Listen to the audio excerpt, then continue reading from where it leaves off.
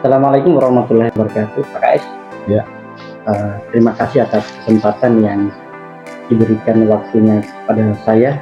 Walaupun Bapak punya kegiatan pagi hari ini, tapi sudah meluangkan waktu kepada saya untuk mewawancarai sebagai pengambilan keputusan berbasis nilai kebijakan sebagai pemimpin.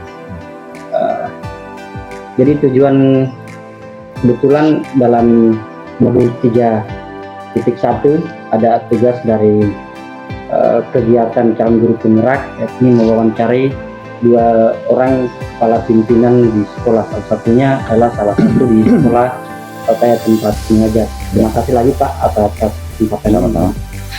Jadi tujuan pembelajaran ini Pak, calon TGP dapat melakukan suatu analisis atas perencanaan proses pengambilan keputusan di sekolah kita ini berdasarkan pengetahuan yang telah dipelajari tentang paradigma, prinsip pengambilan dan pengujian di sekolah SMA Negeri 1 Lembur.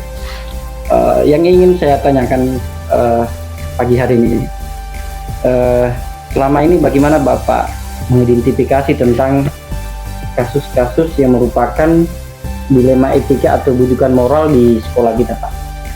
Ya, tentunya pertama kita harus melihat kasus-kasus itu. Pertama kasus dilema etika, ini dimana itu merupakan situasi yang terjadi dan kedua-duanya benar. Ya, jadi tentu kita harus memilih pilihan itu yang kedua-duanya benar, dan tentu kita harus memilih kedua-duanya benar tapi bertentangan. Ya. Dan sedangkan bujukan atau moral itu tentu situasi yang kedua ada yang benar dan ada yang salah. Ya. Jadi harus kita bisa menyeleksi ya Pak. Ya, artinya jangan sampai keputusan kita itu salah, ternyata 2 situasi yang kita dihadapkan itu ternyata dua-dua benar, tapi bertentangan moral ya. Tadi saya sudah jawab tentang bagaimana Bapak menentukan bahwa kasus itu harus kita betul-betul menyeleksi ya.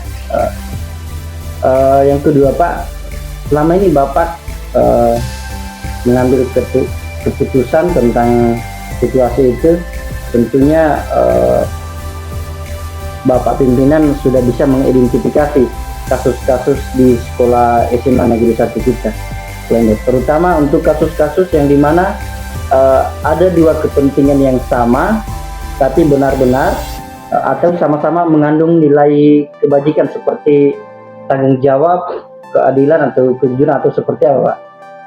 Ya, jadi sebelum keputusan diambil, tentu yang pertama langkah-langkah yang kita ambil pertama ya harus mengumpulkan data-data dulu ya, atau fakta-fakta ya, siapa-siapa yang terlibat. Nah, setelah itu baru kita coba mencari solusi jalan keluarnya, bagaimana keputusan itu yang kita harus ambil ya.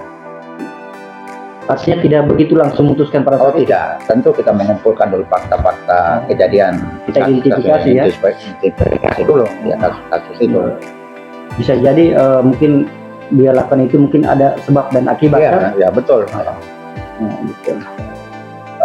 Saya kira cukup bagus Pak.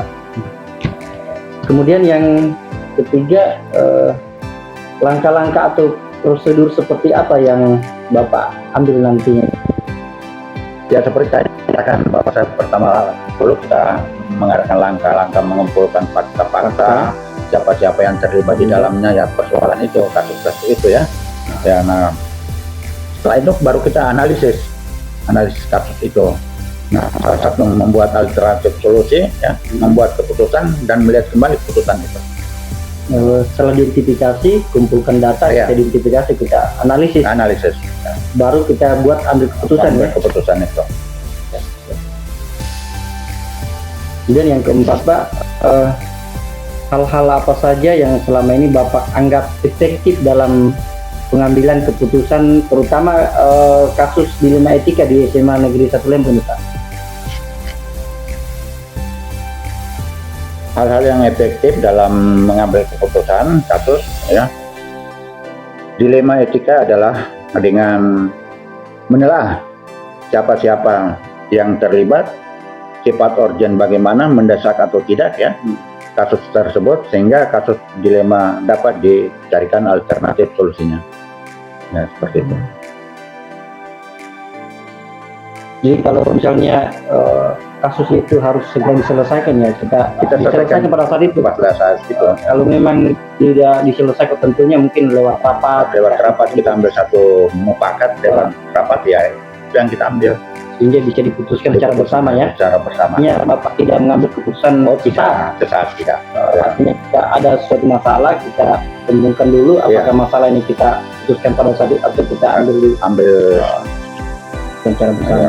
Kita secara mufakat ya Pak. Ya. Kemudian yang kelima, hal-hal apa saja yang selama ini merupakan tantangan dalam pengambilan keputusan, terutama kasus-kasus dilema etika ini?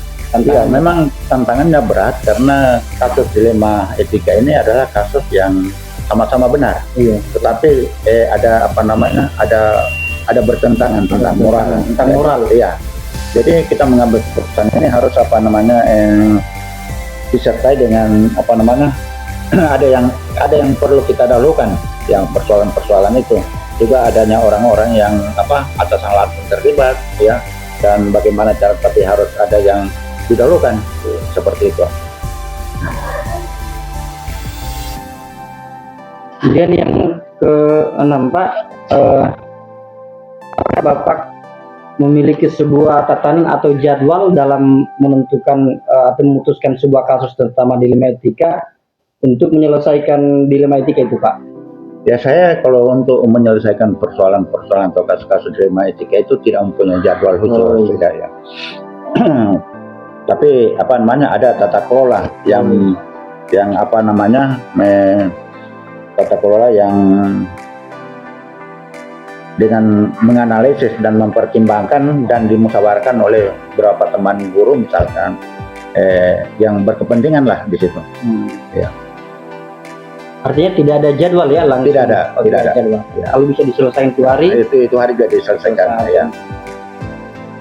Kemudian atau apakah Bapak langsung menyelesaikan di tempat, misalnya saat terjadinya di situ, atau memiliki sebuah jadwal penyelesaian dalam bentuk prosedur atau yang Anda jalankan?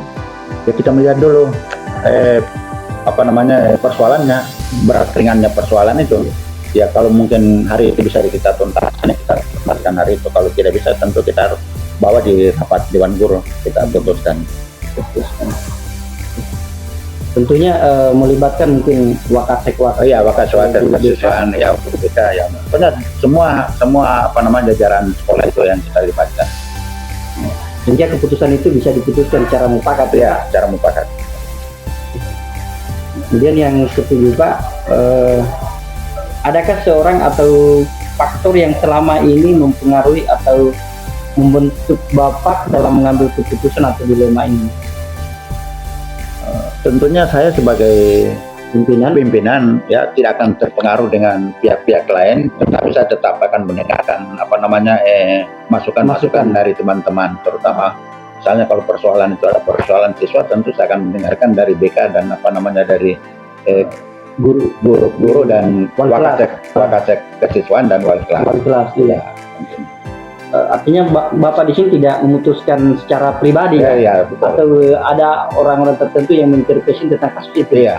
Tapi saya dengar Bapak memutuskan secara bersama ya, dengan menganalisis kemudian memutuskan secara bersama. Iya, betul. Kemudian yang terakhir Pak, dari semua hal yang telah Bapak sampaikan, pembelajaran apa yang Bapak petik dari pengalaman Bapak selama ini dalam menganalisis atau memutuskan kasus dilema etika di sekolah Bapak? Pengalaman saya di dalam mengambil keputusan untuk memutuskan persoalan di sekolah, ya tentunya ini pengalaman yang baik karena saya selamanya melibatkan teman-teman untuk mengambilkan keputusan itu, dan tidak hanya ya kalau persoalan itu harus diselesaikan hari itu juga. Nah, keputusan ini tentunya keputusan bersama oleh sekolah itu.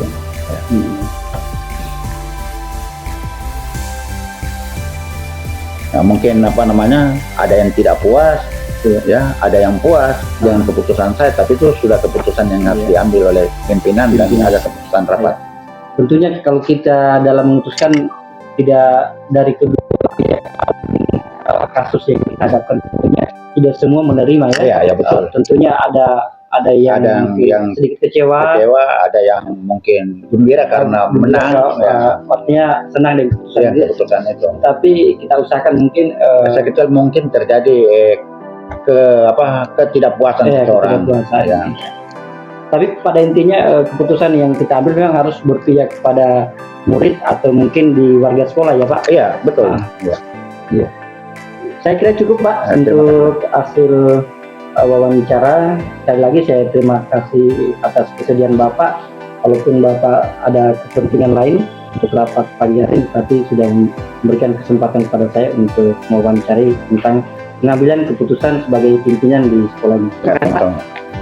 Sedianya. Assalamualaikum warahmatullahi wabarakatuh. Waalaikumsalam warahmatullahi wabarakatuh. Terima kasih Pak Sukiyatno atas kesediaan waktunya. Walaupun sore hari ini Pak Sukiyatno banyak kesibukan, tapi telah memberikan dan meluangkan waktu kepada saya untuk mewawancari Pak Sukiyatno tentang pengambilan keputusan berbasis nilai kebijakan sebagai pemimpin di salah satu wakil kepala sekolah bagian kesiswaan ya, di SMA Negeri 1 Lemburi Pak. Iya. Baru mau jalan 1 tahun saya menjabat sebagai Wakasek urusan kesiswaan.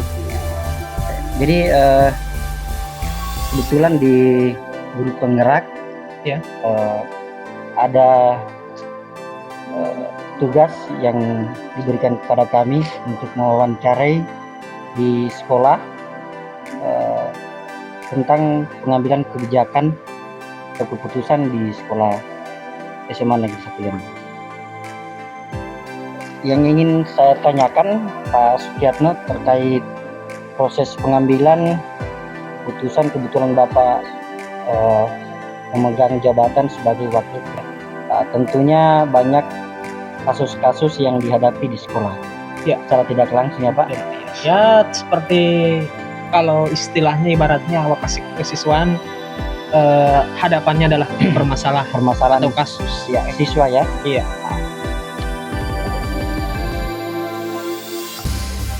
Yang pertama yang ingin saya tanyakan kepada Pak Sukiyatno, selama ini Bapak Pak Sukiyatno mungkin dapat mengidentifikasi kasus-kasus yang merupakan kasus dilema etika atau kasus bujukan moral. Baik, untuk kasus saya kira saya sudah sampaikan tadi di awal, apalagi sebagai kesiswaan tentunya ini tidak asing buat saya dan selalu saya hadapi. Selain itu kan saya juga mengajar sebagai guru di kelas. Ya, pasti juga saya hadapi kasus-kasus, apalagi yang berkaitan ya etika maupun moral. Dan ini banyak sekali, khususnya di sekolah SMA Negeri 1 Lembo. Banyak sekali kasus-kasus konsumsi saya, hampir mungkin bahkan mungkin tiap bulan kah atau tiap minggu ada ya. Makanya saya bilang konsumsi saya seperti itu sebagai wakil urusan kesiswaan. Jadi terima kasih Pak Sukiyatno tadi sudah berhasil mengidentifikasi kasus-kasus yang masuk pada dilema etika dan kasus bujukan moral ya Pak. Iya. Kemudian yang kedua, selama ini Pak Sukiyatno bagaimana cara untuk mengidentifikasi kasus-kasus di sekolah Bapak terkait masalah siswa ini? Oke, baik. Kalau untuk mengidentifikasi dari segi sebagai kesiswaan, tentunya kan di sekolah ada aturan, ada jalur-jalurnya. Misalnya kalau kasus tersebut ditemukan oleh guru dulu, ya kan, berarti ya kalau masih bisa diselesaikan oleh guru mungkin diselesaikan dengan guru. Tapi kalau misalnya, tapi tetap ada laporan nanti akan diinventarisir mungkin juga dengan kesiswaan sebagai catatan buat kami kesiswaan bahwa peserta didik yang bersangkutan memiliki permasalahan seperti ini dan mungkin sudah teratasi bagaimana cara penyelesaiannya. Kemudian ada juga kasus mungkin yang saya hadapi sendiri sebagai peserta didik, dan tentunya kasus-kasus ini ya berkaitan dengan pembelajaran, mungkin misalnya tidak pernah mengerjakan tugas atau misalnya Bolos ya Pak. bolos atau terlambat datang jam pembelajaran, kemudian kadang juga masuk ngabsen saja kemudian keluar duduk di kantin, ya banyaklah kasus-kasusnya. Dan untuk mengidentifikasi itu tentunya kalau di sekolah sudah ada aturan, dan untuk aturannya itu kan sudah jelas dari misalnya kalau masalahnya dari permasalahan guru ya diselesaikan dengan guru. Nanti kalau sudah tidak bisa, mungkin kalau permasalahan dengan perwaliannya boleh mungkin ke perwaliannya dulu kalau masih bisa selesaikan. Kalau sudah tidak bisa boleh mungkin langsung ke kesiswaan, tapi dengan konseling dari BK juga. Melibatkan karena di sekolah ada guru bimbingan konseling juga kan. Saya kira tadi Bapak sudah menyebutkan ternyata di sekolah kita ini sudah banyak Bapak yang menangani tentang kasus-kasus yang masalah etika di sekolah ya. Iya. Sama siswa. Kemudian yang ketiga Pak Sukiyatno, langkah-langkah atau prosedur seperti apa yang Pak Sukiyatno lakukan selama ini untuk menangani kasus yang apakah itu kasus dilema etika atau kasus budikan moral? Iya, kalau Langkah-langkahnya, kasus-kasus ya secara umum kalau untuk kasus baik itu entah dilema berkaitan dengan etika atau moral, kalau masih bisa diselesaikan secara individu, misalnya dari guru sendiri ya tidak sampai mungkin ke saya. Nah, kemudian kalau tadi yang saya sampaikan, kalau memang sudah istilahnya levelnya di situ kan mungkin ada level-level dari setiap kasus, ada level yang sangat rendah, menengah, mungkin sampai yang paling tinggi atau yang parah lah. Nah, kalau yang paling parah ini mungkin biasanya ya kita bersama-sama semua dan tidak diputuskan oleh saya sendiri, tapi kita mengadakan forum atau musyawarah. Setelah itu nanti dari keputusan itu baru saya menyampaikan kepada peserta didiknya, kemudian orang tuanya juga, ya, karena sebagai ataupun walinya kan, biar bagaimana di sekolah itu tidak mesti, istilahnya kita harus bangun kemitraan juga dengan orang tua, sebagai partner kita dalam melaksanakan pendidikan, seperti itu. Jadi intinya kita identifikasi dulu masalahnya. Setelah diidentifikasi kan masalah pasti ada penyebabnya kan. Nah, setelah identifikasi penyebabnya ya kita cari jalan keluarnya. Entah itu kalau tergantung level-levelnya tadi. Kalau masih bisa direndah ya masih mungkin bisa diselesaikan dengan keluargaan atau dengan mudah. Tapi tetap kami catat. Ya, dibuatkan catatan untuk diinventarisasi sekolah. Kemudian ada langkah penyelesaiannya dan tetap kami laporkan juga kepada pimpinan sebagai penanggung jawab di sekolah. Seperti itu kan, biasa tiap bulan itu ada rapat evaluasi juga kan. Jadi istilahnya kita eksplor kasus-kasus, kemudian nanti langkah-langkah yang telah dilakukan sekolah apa saja, seperti itu Pak. Langkah awalnya mengidentifikasi kasus ya. Kemudian kalau kasus itu bisa diselesaikan hari itu juga, nah, maka diselesaikan. Tapi ya kasus itu membutuhkan keputusan bersama, maka diadakan musyawarah ya, mungkin atau rapat-rapat tertentu untuk mengambil keputusan ini masalah kasus dilema untuk menyelesaikan masalah tersebut ya. Hal-hal apa saja yang selama ini Bapak anggap efektif untuk pengambilan keputusan pada kasus dilema etika atau dilema moral? Keputusan moral. Untuk dalam hal permasalahan yang paling efektif penyelesaiannya adalah yang tadi yang saya bilang, musyawarah. Karena dari situ semua saran-saran dan masukan dari teman-teman guru lain kami tampung. Ya, boleh dibilang juga saya ini kan masih baru. Tentunya itu jadi masukan juga kan. Karena biar bagaimana di sekolah ini kan bisa jadi mungkin misalnya masalah motivasi tadi, malas kenapa tidak mau belajar ini. Bisa saja mungkin ada beberapa faktor kan. Nah, bisa saja mungkin di guru ini dia malas, tapi di guru yang lain dia rajin. Rajin. Nah, bisa jadi seperti itu kan, ada faktor X istilahnya ya. Salah satunya motivasi, belajar ya, minatnya, bisa jadi seperti itu. Nah, kemudian masalah-masalah tadi itu setelah kita identifikasi kemudian kita selesaikan dengan baik, alhamdulillah selalu terselesaikan dengan baik. Dan yang paling efektif tadi itu adalah komunikasi dan musyawarah dengan teman-teman guru. Apalagi karena saya juga masih baru sebagai wakas kesewaan, ya selalu penting komunikasi dari Pak Bobi juga termasuk yang sering memberikan kami masukan. Saya kira itu kan kemarin tahun lalu kan kita sering komunikasi tentang masalah siswa ya. Betul, istilahnya kolaborasi kolaborasi seperti itu kan, itu sangat efektif untuk menyelesaikan persoalan-persoalan di sekolah kita ini, utamanya itu yang berkaitan dengan kasus-kasus berhadapan dengan moral maupun etika. Kemudian yang kelima, hal-hal apa saja yang selama ini Pak Sukiyatno merupakan tantangan dalam mengambil keputusan ketika kasus-kasus dilema etika itu ada di sekolah kita? Ya, tantangannya gimana? Oke, untuk tantangan saya kira setiap kasus pasti ada tantangannya. Untuk tantangan yang paling menurut saya ini agak riskan sekali ketika masalah tersebut dibenarkan dengan orang tua yang bersangkutan. Istilahnya secara tidak langsung mungkin adalah pembelaan, tapi kita tidak persalahkan itu karena memang itu naluri orang tua untuk membela anaknya. Ini kita berhadapan dengan berkaitan dengan moral dan etika itu. Atau kemungkinan ada guru-guru yang membela siswa bahwa dia tidak melakukan. Itu yang menjadi tantangan terberat lagi. Tapi lagi-lagi itu tadi pentingnya kolaborasi dan komunikasi. Karena dengan kolaborasi ini kita bisa menyelesaikan masalah tersebut dengan baik. Karena yang penting itu adalah kan tentunya musyawarah kan. Ya, dimanapun itu musyawarah sangat menjadi solusi yang baik untuk menyelesaikan masalah.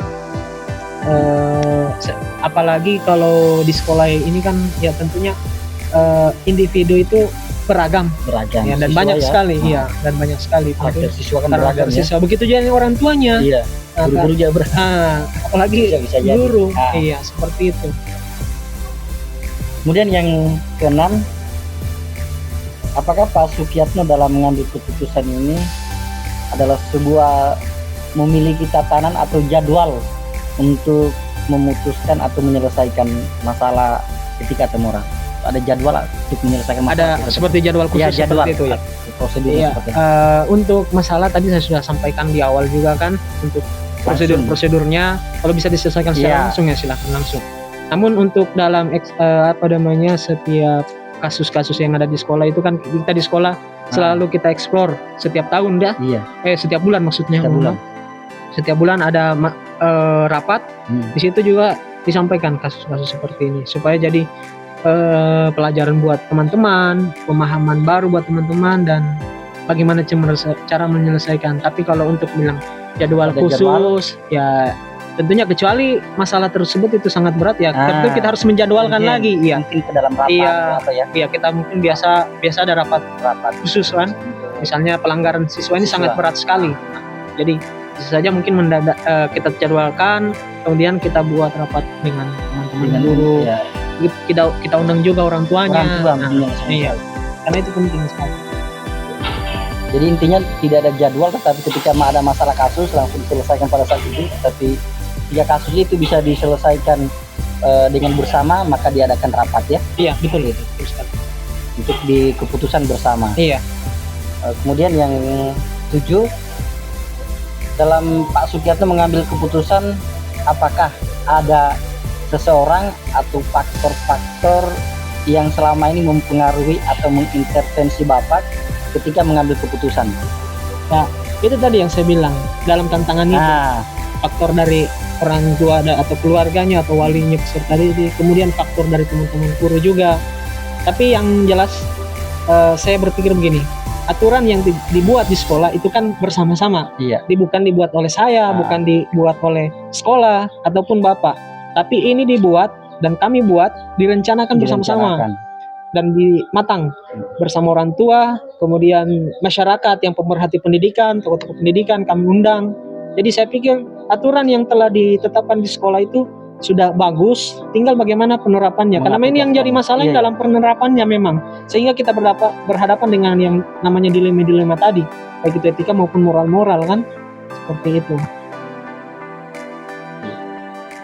Kemudian yang terakhir, dari semua hal yang telah Pak Sukiyatno sampaikan tadi, mulai dari kasus, kemudian penyelesaian atau langkah-langkahnya sampai pada keputusan hasil akhir. Pembelajaran apa yang Pak Sukiyatno petik dari atau pengalaman Bapak semacam menyelesaikan dilema itu sehingga melahirkan sebuah keputusan yang baik? Oke. Dengan saya Pelajaran menjabat, apalah? saya menjabat sebagai wakasih perusahaan kesiswaan, tentu pelajaran itu sangat banyak sekali. Dan pelajaran apa yang saya dapat ya menyelesaikan masalah tadi. Dari beragam masalah ternyata ada satu penyelesaian, satu yang efektif adalah Komunikasi ya. Iya, kolaborasi yang lebih kolaborasi. baik. Karena selama ini kan kadang ada masalah juga kolaborasi atau komunikasi. Kita mengesampingkan. Iya, kita kesampingkan. Kadang mungkin biarlah tidak apa-apa, orang tuanya tidak tahu kan. Sudah seperti itu kita menjas mungkin kan. Kan kadang juga ada orang yang ya guru mungkin atau siapa yang menjas ini orang tuanya seperti ini. Padahal kita belum tahu kalau kita belum komunikasi. Jadi itu saya pikir sangat penting sekali komunikasi ini. Ketika misalnya mohon maaf tiba-tiba ada peserta didik ada yang mungkin kalau dalam hal ini harus dikeluarkan kan dalam pelanggaran berat, komunikasi ternyata itu efektif sekali. Kenapa? Misalnya mungkin kalau kita lihat ada yang berpikir mungkin anaknya tidak setuju sama sekali, bahkan mungkin jangan sampai melakukan hal-hal yang tidak diinginkan, tapi selama ini kasus yang kita selesaikan dengan komunikasi itu sangat atau musyawarah itu sangat efektif sekali. Nah, diselesaikan yang baik. Dan pelajaran saya yang penting adalah tingkatkan terus musyawarah itu, ya. Karena musyawarah untuk menyelesaikan masalah, saya pikir itu sebuah solusi yang baik. Kemudian dan ini memang untuk melakukannya ini memang agak berat sih. Tapi kalau kita yakin bahwa ini bisa diselesaikan dengan baik, insya Allah. Iya. Kalau boleh saya simpulkan, Pak Sukiyatno, jadi dari obrolan kita pertanyaan dari 1 sampai 8, kasus yang terjadi di sekolah kita ini kan kasus dilema etika yang sering terjadi, kayak bolos atau apa. Tentunya ini menjadi sebuah tantangan kita untuk bisa menyelesaikan, tetapi lagi-lagi Pak Sukiyatno tadi apa yang kita obrolkan, ternyata dari obrolan kita ini atau pengambilan keputusan Bapak yang selama ini Bapak ambil ternyata sesuai dengan alur keputusan, pengambilan keputusan yang saya sudah pelajari ternyata harus lewat komunikasi, kemudian kolaborasi antar guru, sehingga terjadi keputusan secara bersama. Iya. Saya kira Pak Sukiyatno, obrolan kita obrolan sore ini ya sudah menjelang maghrib, tapi Pak Sukiyatno masih untuk melakukan wawancara tentang pengambilan keputusan, apalagi selama ini Pak Sukiyatno kan tentunya berhadapan dengan kasus-kasus kesiswaan di sekolah. Walaupun saya mengajar di sekolah yang sama, tetapi tentunya Bapak yang lebih pahami tentang kasus-kasus di sekolah yang menyangkut dilema etika atau dilema moral keputusan moral. Pokoknya saya kira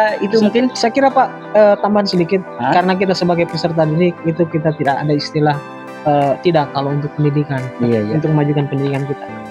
Dan harapan kami, alhamdulillah karena Bapak sudah di guru penggerak ini, harapan kami nanti pengimbasan dari Bapak itu sangat penting sekali dan sangat kita dan sangat sebagai kesiswaan saya pribadi sangat membutuhkan itu dari Bapak. Sekali lagi Pak Sukiyatno, terima kasih atas obrolan sore hari kita menjelang maghrib. Alhamdulillah. Ya, semoga obrolan kita ini membawa manfaat di sekolah kita.